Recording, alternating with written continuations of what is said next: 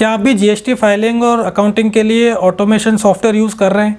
क्या आप भी एक ऐसे सेलर हैं जो ऑटोमेशन यूज़ करने के बाद भी आपको उसका रिज़ल्ट अच्छा नहीं मिल पा रहा है?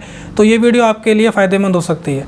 आज की इस वीडियो में हम बात करेंगे अकाउंटिंग और पेमेंट रिकन्सिलिएशन के बारे में। तो मैं बात करता हूँ ऑटोमेशन सॉफ्टवेयर की। आज मार्केट में कई सारे ऑटोमेशन सॉफ्टवेयर अवेलेबल है जो आपकी अकाउंटिंग करते हैं टैली में, जो आपका फाइलिंग का डेटा बनाते हैं पूरा कंप्लीट, आपकी जीएसटी फाइलिंग करते हैं। सो ये काफ़ी सारे सॉफ्टवेयर मार्केट में अवेलेबल है। बट इस सॉफ्टवेयर के बारे में मैं आपको एक चीज़ बताना चाहूँगा कि इसका बेस होता है उस पोर्टल की रिपोर्ट। जैसे यदि आप अमेज़न और फ्लिपकार्ट की बात करते हैं, अमेज़न फ्लिपकार्ट में यदि आप कोई भी सर्विस यूज़ कर रहे हैं अकाउंटिंग की और पेमेंट रिकन्सिलिएशन की, तो उस केस में क्या होता है कि जो भी सॉफ्टवेयर होता है वो फ्लिपकार्ट और अमेज़न से जो रिपोर्ट निकल के आती है, सेल रिपोर्ट और जीएसटी रिपोर्ट, वो उस रिपोर्ट को फैच करता है और उसके बेसिस पे वो अकाउंटिंग करता है। मतलब कि सारे ऑर्डर वो आपके टैली में डाल देता है या जीएसटी का डेटा रेडी कर देता है। अब ये बात तो यहाँ तक ठीक है कि ठीक है, आपका ऑटोमेशन काम हो गया, आपने ना रिपोर्ट डाउनलोड की ना आपने कोई कैलकुलेशन की।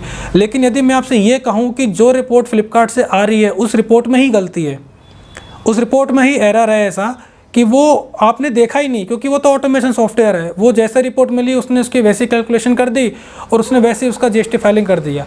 लेकिन यदि उसमें कोई भी एरर है तो वो एरर आपको मैनुअली सॉल्व करनी होती है। जी हाँ, ऐसा होता है। फ्लिपकार्ट और अमेज़न में ये ज़रूरी नहीं है कि जो आपको रिपोर्ट दी जा रही है वो एक्यूरेट हो, वो बिल्कुल सही हो। कुछ एरर मैं आपको बताता हूँ एक एग्जांपल के लिए।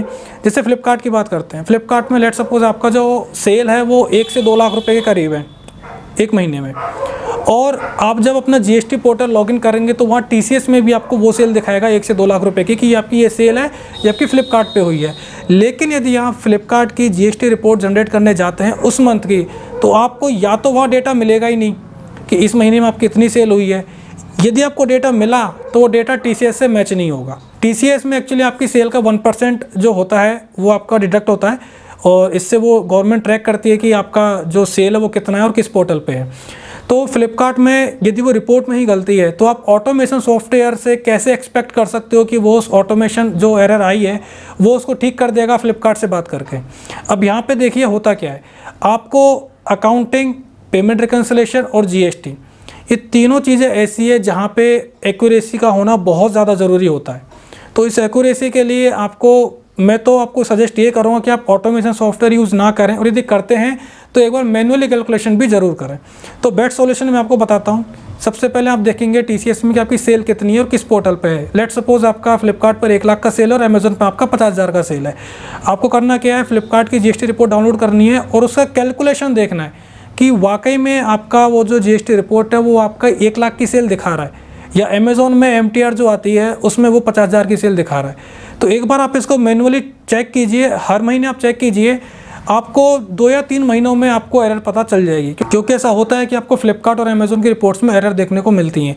तो आप ऑटोमेशन सॉफ्टवेयर यूज़ कीजिए, बट आप उस पर ट्रस्ट मत कीजिए कि ये 100% आपको एक्यूरेसी करके देगा। यदि आपको accounting, payment reconciliation, GST filing, इस तरह की सर्विसेज की रिक्वायरमेंट है और आप चाहते हो कि आपका एक्यूरेसी में काम हो, मतलब कि कोई एरर नहीं हो, आगे जाके कोई आपको नोटिस नहीं आए जीएसटी डिपार्टमेंट से, आपको प्रॉपर एक रिजल्ट मिले, प्रॉपर एक शीट मिले कि आपका कहाँ कितना क्या पैसा कटा है, आपको कितना प्रॉफिट है, कितना लॉस है, सारी चीज़ें यदि आपको चाहिए प्रॉपर तरीके से, तो आप स्क्रीन पर दिए गए नंबर पर कॉन्टैक्ट कर सकते हैं, और आप हमें एक ईमेल भी कर सकते हैं। ईमेल आईडी भी स्क्रीन पर आपको मिल जाएगा। तो आप बात कीजिए, आपको डेफिनेटली पहले डेमो दिया जाएगा शीट का, और उसके बाद आपको बताया जाएगा कि हम किस तरह से वर्किंग करते हैं। ये जो वर्किंग होती है पूरी तरह से ऑटोमेट नहीं होती है, कुछ वर्किंग मैनुअल होती है, कुछ वर्किंग ऑटोमेट होती है, मतलब पूरा मिक्सअप होता है, क्योंकि हम इसको फुली ऑटोमेट कर ही नहीं सकते। बिकॉज आपको पता है कि यदि फ्लिपकार्ट में कुछ एरर आ रही है रिपोर्ट में तो वो आपको मैनुअली ठीक करनी होगी। अब मैंने आपको जो एग्जाम्पल दिया था कि जीएसटी रिपोर्ट में एरर है, तो आपको क्या करना चाहिए, आपको फ्लिपकार्ट में केस रेज करना चाहिए, उनको वो बताना चाहिए कि ये आपका टीसीएस का स्क्रीनशॉट है और ये आपकी जीएसटी रिपोर्ट की टोटल कैलकुलेशन है, इन दोनों में मिसमैच है। फ्लिपकार्ट टीम अपने पेमेंट टीम को इस कंसर्न को फॉरवर्ड करती है और 1 से 2 दिन में आपका जो कंसर्न है वो रिजॉल्व हो जाता है। तो आप इस चीज़ को एक बार देखिएगा, क्योंकि ये जो मैंने आपको एग्जांपल बताया है ये एक्चुअल में हमारे सेलर के साथ हुआ है, और आप इसको एक बार यूज़ करके देखिए। और यदि आपको इसी तरह के और वीडियोस देखने हैं तो आप वीडियो को लाइक कर दीजिए, वीडियो को शेयर कर दीजिए, और यदि आप इस चैनल पर नए हैं तो इस चैनल को सब्सक्राइब कर लीजिए। Thank you so much.